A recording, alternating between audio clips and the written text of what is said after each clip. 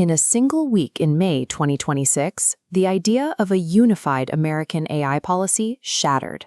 Instead of one national standard, developers woke up to states pulling in completely opposite directions. In Denver, Governor Polis signed a bill that repealed the landmark Colorado AI Act before it even took effect, replacing it with a much lighter set of rules.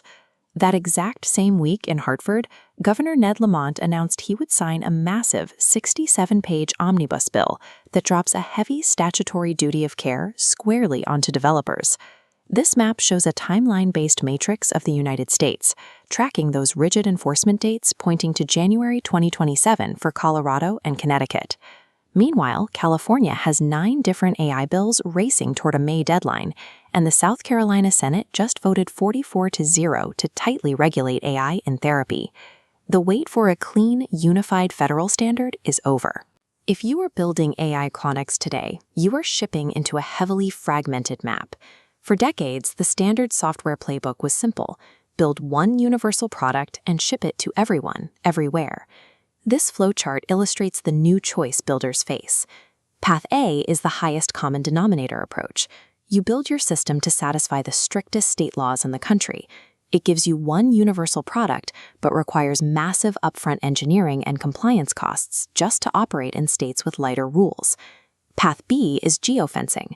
You build dynamic boundaries, turning features on or off depending on the state border your user just crossed. But that creates a chaotic user experience.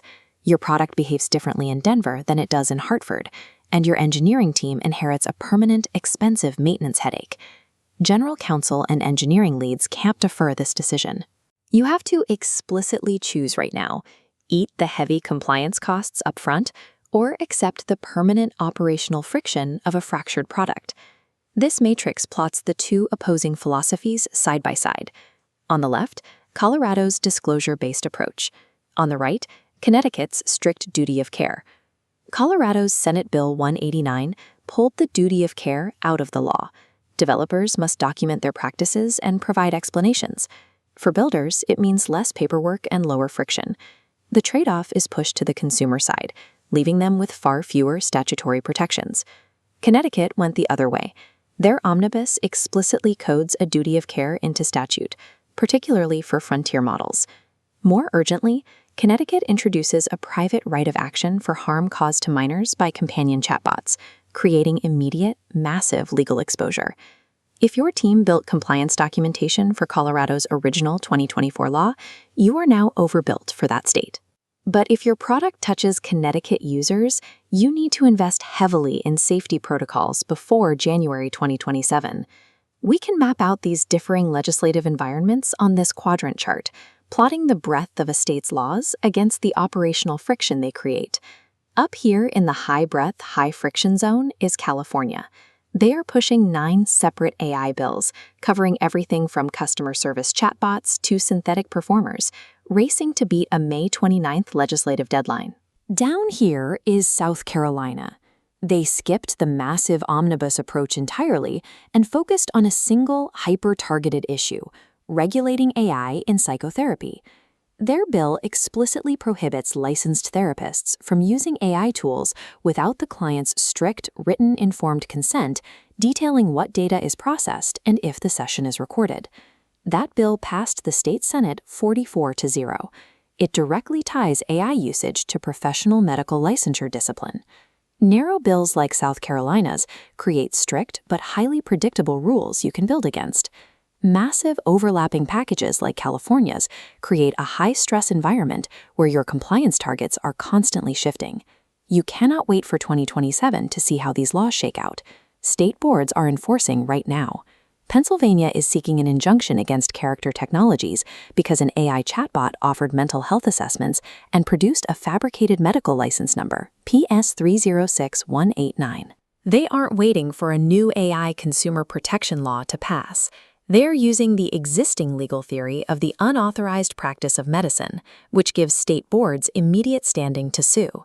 We see the same urgency in New Mexico, where the state is in the remedy phase of a massive public nuisance bench trial against Meta.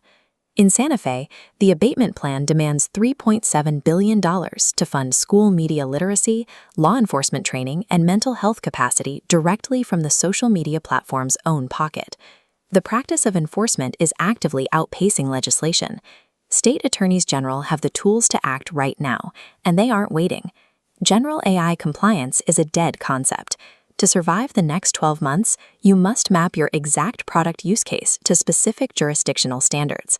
Here is your 2027 decision matrix. If you are building health or therapy AI, you must adopt the strict standard of South Carolina and Pennsylvania immediately. You have to abandon frictionless user onboarding and require explicit HIPAA-style written informed consent. If you are building companion chatbots, you must map directly to Connecticut's duty of care. You are facing a private right of action regarding minors, meaning your safety protocols have to be bulletproof. If you are building general business-to-business tools, your roadmap is clearer. You can largely rely on Colorado's lighter, disclosure-based framework and save on compliance overhead.